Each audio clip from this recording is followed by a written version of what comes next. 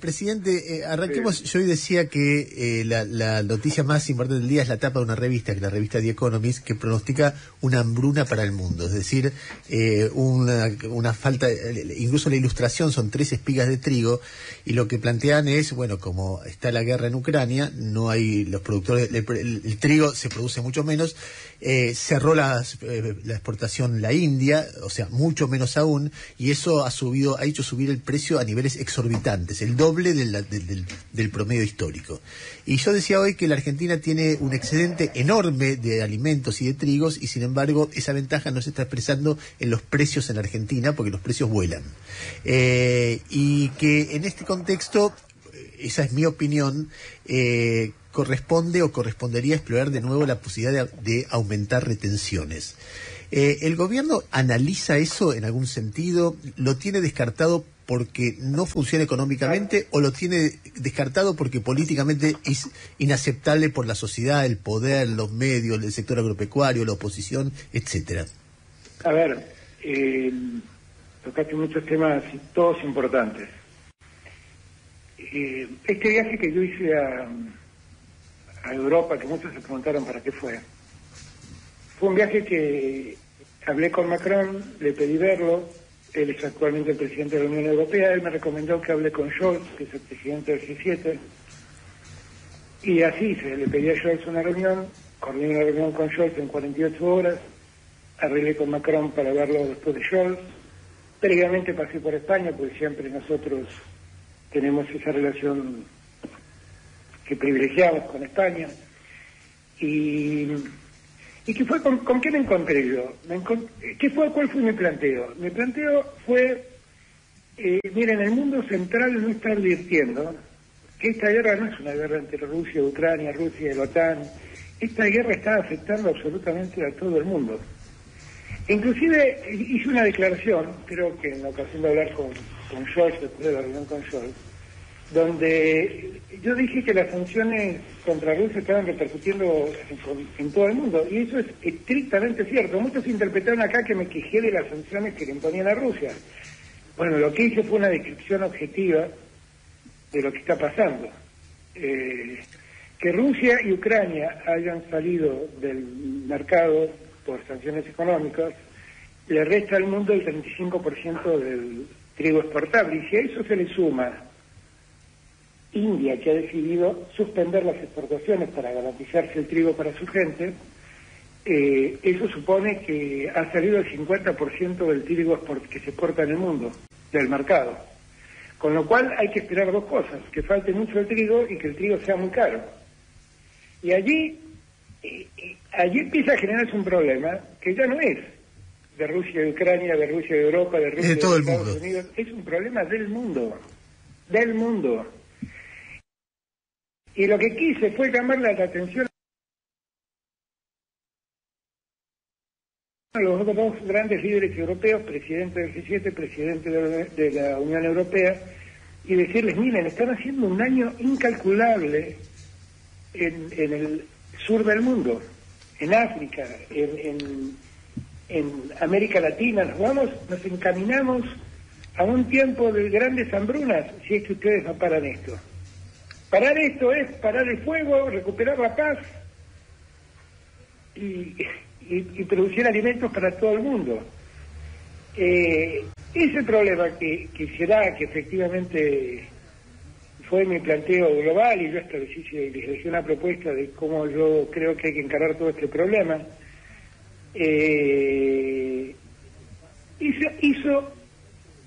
repercute en Argentina. Claro que repercute, porque el precio del trigo sube mucho y tenemos un serio problema para desacoplar el precio interno del precio externo, del precio internacional. Eso que nosotros llamamos con Martín la riqueza inesperada, tiene que ver con esto precisamente, con que de repente pasa algo en el mundo y alguien de repente empieza a ganar mucho más de lo que tenía previsto ganar. Y entonces allí se produce una riqueza inesperada, no ilegal, inesperada, que nosotros pedimos que se redistribuya de otro modo. El instrumento con el cual se desacopla más fácilmente los precios internos del precio internacional son las retenciones. Ujú. Objetivamente funciona así. Ahora, las retenciones son un tema legislativo y necesito del Congreso que entienda el problema y acompañe, llegado el caso, una decisión de esa naturaleza. No O es sea, un tema a ver, de decisión política del presidente. está bien, pero un presidente puede impulsar algo, dar una opinión, no opinar, opinar en contra. El gobierno está... No, lo que yo creo, ayer a la noche cuando volví de San Juan tuve una charla muy larga con Luis Pagani y le explicaba precisamente esto. Le explicaba que teníamos que hacer algo para que los alimentos en Argentina recuperen su precio interno, más allá de lo que cuesta el precio de exportación de alimentos o de granos o de cereales, si ellos producen más alimentos. Y bueno, a la hora de producir alimentos, si tienen que comprar harina, si tienen que comprar aceites, todo eso es bueno, es un problema para ellos también, porque esos insumos encarecen sus productos. Pero nosotros tenemos que hacer algo para buscar que los precios internos se desacoplen de los precios internacionales. Bueno, las retenciones del trigo, presidente... El modo son las retenciones. Claro, el campo enseguida, mucha gente del campo enseguida interpreta que esto es una medida en contra de ellos, es una medida... bueno, tenemos una historia con las retenciones ya conocida por todos y que se hace muy difícil explicarlo, pero en materia de carne, en materia de alimentos en general, este conflicto internacional va a llevar a la suba generalizada de precios por faltantes, simplemente por faltantes. Piensen ustedes que el gran productor de aceite de girasol del mundo es Ucrania. Ucrania, leí el otro día un dato que creo no equivocarme, si me equivoco pido disculpas, pero es el proveedor del 75% del aceite de girasol que se consume en Europa. Y hoy eso está fuera de mercado. A mí algo que me impresiona de esto, porque tiene que ver con la historia reciente de la Argentina. La palabra retención es una palabra para algunos como el ejemplo final de lo que es la justicia social. Siempre está bien, no importa el tope, no importa la extensión de la propiedad sobre la cual se aplica, el cultivo, la cuestión geográfica. Siempre creen que está bien subirlas y otra gente cree que nunca está bien subirlas. Ahora, en un contexto como el actual, donde además lo que afecta el nivel de ampliación de los precios es tan grande, da la impresión de que es una medida que se cae de maduro. Yo quiero recordar que, yo entiendo lo que decís, Ernesto, y entiendo, pero yo quiero recordar que los dirigentes de la oposición fueron hace menos de un mes a la Plaza de Mayo a hacer un tractorazo por el impuesto a la ganancia inesperada, que no iba a pagar ningún chacarero, porque lo pagaban solo personas jurídicas, este es un impuesto destinado a eso. Pero fueron ahí para eso, o sea, ellos hacen política con esto y olvidan toda racionalidad sobre el tema y sus votos son imprescindibles para hacer una modificación de esta naturaleza. Está bien, entonces... Ahora, lo que creo es que el problema existe y el problema hay que resolverlo. Y lo que tenemos que ir es buscando el modo de resolverlo. Resolverlo con el acuerdo o con la decisión de los involucrados, o resolverlo por un imperativo legal que entonces tendremos que ponerlo sobre la mesa y ver qué dice la oposición. Está bien, pero exactamente a ver, yo tratando de pensarlo políticamente, por un lado se choca con el sector agropecuario, supuestamente con el sector agropecuario, porque uno, sin ser un experto, ve márgenes de ganancia tan grandes que no sé si mucha gente va a querer protestar por una suba de retenciones al trigo del 12 al 22%, para decir un número cualquiera. Pero si se toma esa decisión, choca contra... Ahora, si no se toma esa decisión, choca contra la sociedad que ve todo el tiempo cómo va encareciéndose. Y me parece que para un gobierno es mucho más costoso lo segundo que lo primero.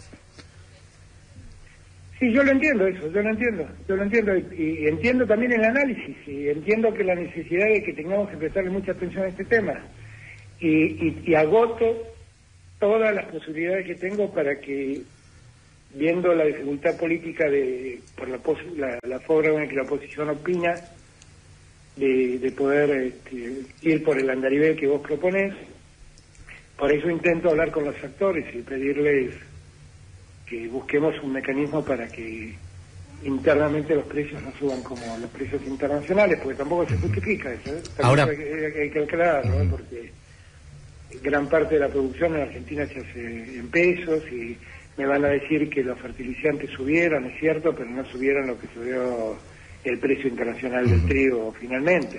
Ahora, presidente, la anterior gran discusión que hubo sobre retenciones en la Argentina, el famoso proyecto de retenciones móviles, que terminó en aquel momento, parecía partiendo en dos al país, y terminó obviamente con aquel voto no positivo de Cobos, generó efectos políticos, como por ejemplo su renuncia poco tiempo después, que supongo yo que estuvo atada a esa decisión. Eso, ¿usted lo tiene en la cabeza? Digo, ¿se evalúa a la hora de llevar adelante una política similar o de hacer algún proyecto similar sobre el tema, o es pasado pisado?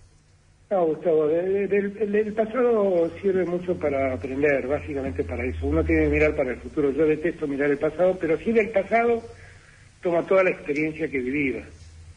Esa fue una experiencia que es muy parecida, yo tengo una visión muy parecida a la que vos contás. Y tengo la impresión que debemos, es un tema muy sensible para muchos sectores, es un tema políticamente explotado por la oposición, políticamente explotado por la oposición. Yo vuelvo a repetir que hace 15, 20 días hubo una cosa, yo me causa gracia, ¿no? Un tractorazo en la Plaza de Mayo pidiendo no pagar la renta inesperada, chacareros que venían en tractor, a los que nunca les iba a tocar eso. Pero los que sí estaban presentes y subidos y montados los tractores, sacándose fotos para las redes sociales y para la prensa, fueron los opositores, ¿eh? Ahora, presidente... Eso también me da para que tengamos presente qué intereses representa cada uno. Presidente... Yo sigo peleando para ver de qué modo nosotros esos efectos logramos que no repercutan negativamente en Argentina y en los argentinos fundamentalmente. Por eso viaje, me cansé de leer el fin de semana pasado, ¿para qué viajó? ¿Para qué fue? Pero entonces, ¿qué reunión tuvo? ¿Qué? Este era el problema. Pero, presidente, buen día, Jairo Estracha lo saluda, ¿cómo le va? Hola, Jairo. Bien, entiendo los límites en el Congreso, de la política, del sector agropecuario. El 3 de marzo, el gobierno anunció que se instrumentaría un fideicomiso del trigo para que la bolsa de harina de 25 kilos baje del pico de 2.100 pesos. Hoy es 20 de mayo y todavía no llegó una sola bolsa con el precio de 1.200 pesos que se espera. ¿Qué pasa en el funcionamiento del gobierno que pasan tanto tiempo hasta aplicar esta medida que usted decía urgente? Porque esa decisión, el fideicomiso es una decisión privada, de los productores privados, de las cerealeras. Y en verdad los que demoran y dilatan esa decisión son ellos. Lo logramos hacer con el maíz, pero nos cuesta mucho hacerlo con el trigo. Los que dilatan la decisión son ellos. Son ellos. El fideicomiso del que vos hablas es un fideicomiso que promueve, para que la gente me entienda, es un fideicomiso donde todos los que exportan, en este caso trigo, ponen un dinero en un fondo que se... No, pero ese fondo se financia con el aumento de retenciones de 2 puntos que impusieron ustedes de los derivados de soja. O sea, es plata que toma el Estado. Exactamente. Está bien, pero es plata del Estado que debería ir a los molineros y los molineros entregaban la bolsa de 25 kilos más barata. Por eso no entiendo que hay rechazo. El fideicomiso lo tienen que armar ellos, eso es lo que hay que entender. Porque los fideicomitentes son ellos. Eso es lo que insisto. Los que tienen que poner dinero en el fideicomiso son de ese sector privado. Eso es lo que dilata el tema. ¿Y no asoma el gobierno así como con pocas se herramientas? Está dilatando mucho. Bueno, es un tema que tal vez le vamos a apurar más, pero el problema es eso. Los fideicomisos no los arma el Estado, los arman las empresas que exportan, que lo que hacen es al que le venden a un precio de mercado interno, lo compensan con dinero de ese fideicomiso. Ahora, perdóneme, presidente, desde algunos sectores internos propios de la coalición se dice muchas veces que este es un gobierno como con poca firmeza para determinados actos. ¿Este podría ser un ejemplo de que, bueno, el gobierno no se pone firme, le dice, dijimos que lo íbamos a armar y lo arman ya? es que siempre hay que acordarse que venimos de un mundo que padeció lo que padeció y recibimos en 2019 endeudado al máximo, que venimos de un mundo que todavía no superó una pandemia atroz y que vivimos en un mundo en guerra. Entonces, no es tan fácil la puesta en marcha de las decisiones, porque el mundo condiciona mucho. Y también intereses condicionan, que queden claros, intereses. Yo tengo muy bien claro los intereses que represento, por eso estoy buscando salida al tema este. Ahora, yo puedo mandar mañana un aumento de retenciones al Congreso, lo voy a perder. Y entonces, ¿qué me van a decir? El gobierno falló y mandó... Y sí, y claro, si tengo a toda la oposición haciendo tractorazos. Ahora, Alberto, esto de las retenciones es un ejemplo, del fondo, del fideicomiso es otro. Pero, por ejemplo, uno ve una industria textil completamente protegida por medidas que toma el gobierno, que al mismo tiempo sube los precios muy por encima de lo que está la inflación. Y realmente sube los precios de manera ofensiva en ese sentido.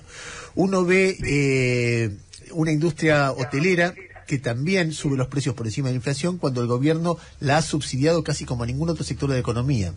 Y así sucesivamente, uno cuando empieza a ver qué pasa con los precios, ve sectores económicos que el gobierno protege y estimula y al mismo tiempo devuelven de esa manera. Entonces lo que uno ve es, más allá de que quien tenga la responsabilidad, es un Estado como inerme frente a eso. Es decir, suben los precios por... ¿No es así?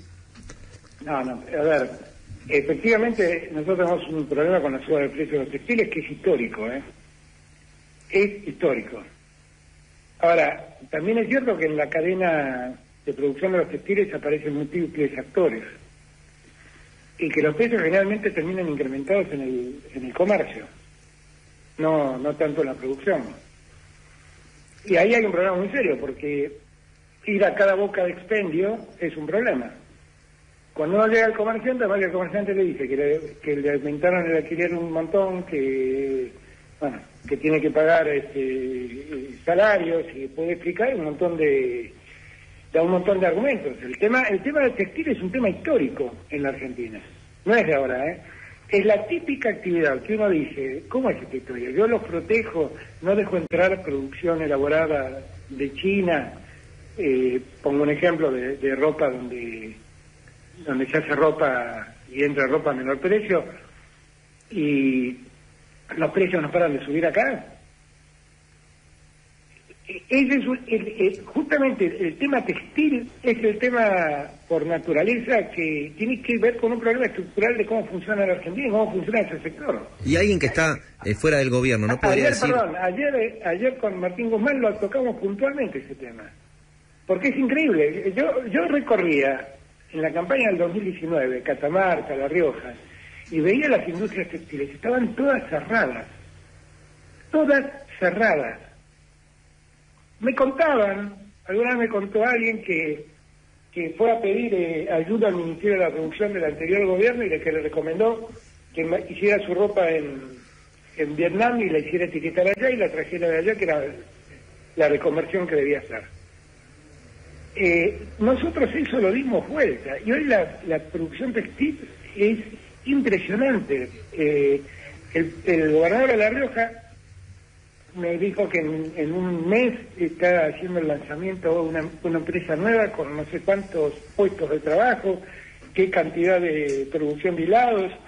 El de Catamarca me dijo ayer que la Lo que pasa es que a estos precios termina otra vez con un boom importador, una apertura salvaje. Porque... Sí, claro, bueno, pero es que eso es algo que deberían entender ellos. Ese es el tema. Uno los protege y cuida, pero la verdad se vuelve en contra de la gente. Y no hay una pregunta sobre, porque uno si viera de afuera el gobierno diría, el secretario de Industria viene del palo textil y los textiles son los que más suben. Imagínese cuando estaba alguien del supermercado. Eso es una medida conspirativa, una mirada conspirativa. No, pero imagínese la mirada de fuera del gobierno. Cuando estaba Aranguren, que venía de Shell, uno decía, che, ¿no hay algo raro ahí? Cuando estaba Miguel Brown, no había... No, porque ya le está tan obsesionado como nosotros con ese tema. No es así. Es un problema estructural, vuelvo a repetir, es un problema de cómo funciona el comercio. Ahora, presidente... Cómo funciona la producción y cómo funciona... Está el que hace el hilo, el que hace el tejido, el que confecciona y el que vende. Y en todo ese circuito, la verdad hay un desmadre de los precios entre el confeccionista y el que vende.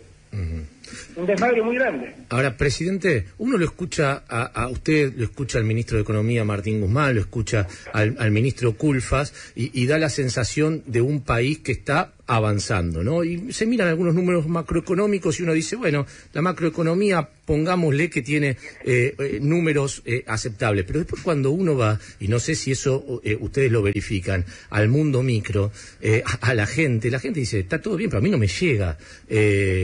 A mí la inflación de alimentos me carcome el bolsillo todos los meses. Esa sensación de que hay como un mundo macro que parece empezar a funcionar medianamente bien, pero que abajo no se siente. ¿Ustedes la tienen? ¿Usted la tiene en particular? Sí, y lo he explicado más de una vez. Yo digo siempre que nosotros entendemos la economía como fundada en 3 pilares.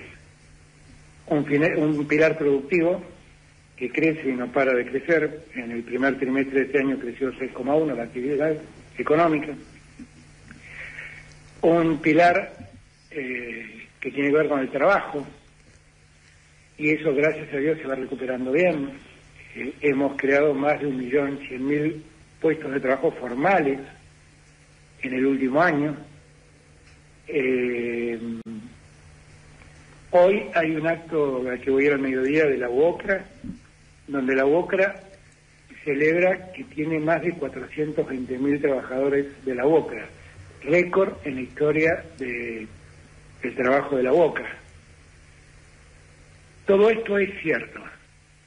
Hay un tercer pilar que se llama distribución, donde el tema es más complejo. Es mucho más complejo, porque venimos de una caída del salario real de 20 puntos en los años del macrismo, nos agarró la pandemia, recuperar ese salario real cuesta mucho trabajo. Yo solo doy un dato para que ustedes puedan mensurar la complejidad que es recuperar el salario real. Entre el año 2003 y el año 2015, el salario real subió 19 puntos. El salario real subió 19 puntos. Del 2015 al 2019 el salario real bajó 20 puntos. Lo que tardó en construirse 12 años se perdieron en 4. ¿Y el 2019-2021? Ahí crecimos, el salario real creció aproximadamente 2 puntos y pico. Muy poquito, muy poco para lo que hace falta. Presidente, a ver, hay otro costado y ya hay... Perdón, termino con la inquietud que creo que la de Jairo, o de, no sé de quién de los dos era, o de Gustavo, que tenía que ver con la distribución. Y también nos preocupa el tema de la distribución. Por eso nosotros tomamos las medidas que tomamos en el primer trimestre. Hoy están recibiendo 7,5 millones de trabajadores sin ingresos formales, 18.000 pesos en 2 cuotas para sobrellevar este momento. Hay 6 millones de jubilados que han recibido un bono de 12.000 pesos y que son los que cobran hasta 2 salarios mínimos inmóviles. La tarjeta alimentaria la aumentamos al 50%. Hemos aumentado muchas becas. O sea, nosotros estamos muy pendientes de mejorar la distribución en un escenario muy complejo y viniendo de un lugar muy difícil. Y esto que estoy diciendo no es la primera vez que lo digo, lo he dicho más de una vez. Nosotros tenemos que encontrar solución a la tercer pata. Yo dije en campaña que íbamos a encender la economía la encendimos, crecimos 10,3%, estamos creciendo cerca del 6% este año. Está encendida, está funcionando. Ayer Pagani me contaba que Arcos trabaja con el más del 80% de la capacidad instalada, que la industria alimenticia tiene más del 65% de la capacidad instalada en uso. Llegaron a estar por debajo del 50% en el año 2019. Veo la construcción.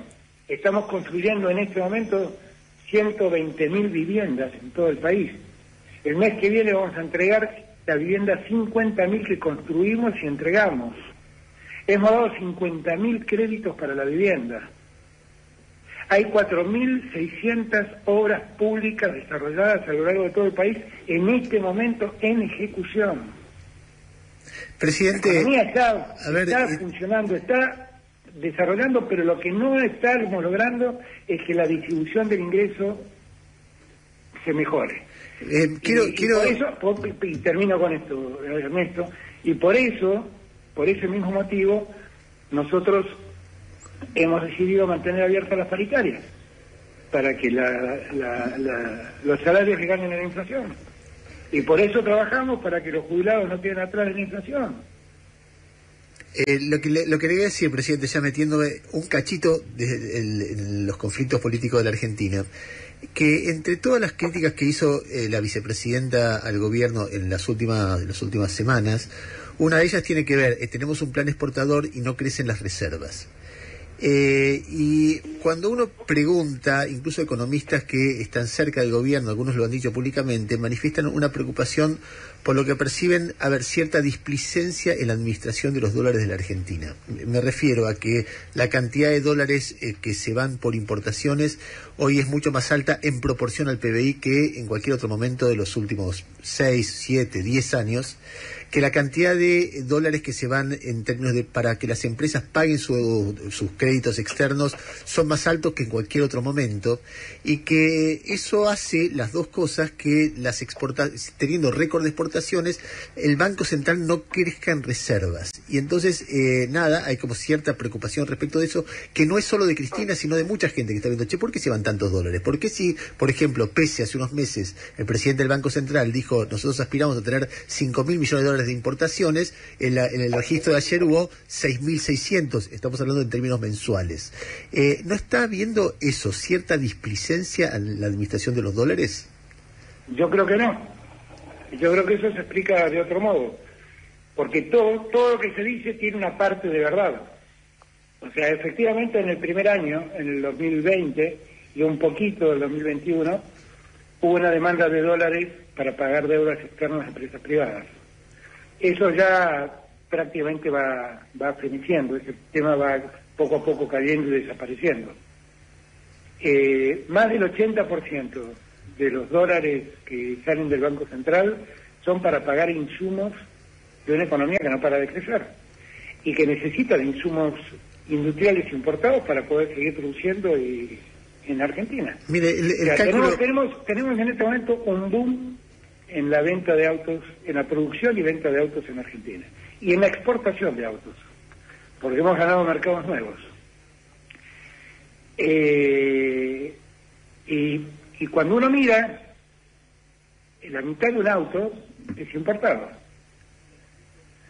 Está bien, pero el cálculo, por ejemplo, que ayer me convencía mucho a mí, es que la economía argentina está solo un punto arriba de la del 2019 y las exportaciones 16 puntos. Si uno le quita eso, obviamente los efectos de algunos elementos coyunturales, como el aumento del precio del combustible, que la Argentina, de la energía, que la Argentina importa, y debe ser una diferencia de 7.000 millones de dólares al año. Y entonces es verdad, la economía está creciendo respecto del peor momento que fue el 2020, pero la importación de dólares está creciendo mucho más que la economía. Y sí, claro, si la economía la economía terminó un crecimiento de 10,3%. ¿Qué esperás que te pase? ¿Cómo te pensás que se Pero sobre la pregunta que hacía... ¿Cómo te pensás que se produjeron los autos que se produjeron? Pero el boom que hay de compra de aviones privados al dólar oficial... No, eso lo hemos constatado, eso es algo que se dice y no es real. Ha habido algunos casos y cuando empezamos a escucharlo paramos. No tiene la trascendencia de la que están hablando, vuelvo a repetir, no es así. Presidente... No es así. Ahora, que sí tenemos un problema por la demanda de dólares, producto del crecimiento que la economía tiene y de la demanda que necesita de importaciones para poder seguir creciendo, eso es real. Es un problema, el famoso cuello de botella que genera el sector externo. Hay un punto de la economía argentina donde la demanda de dólares se hace muy fuerte y todo se vuelve insuficiente. Presidente, estamos creciendo en las exportaciones, pero estamos creciendo en la producción y está creciendo la economía. Y vos me decís, comparado con el 2019, estamos un punto arriba. Y sí, claro, si nos caímos 9 puntos. No, está bien, pero yo decía otro caso, yo estaba marcando menos contraste. que con la pandemia.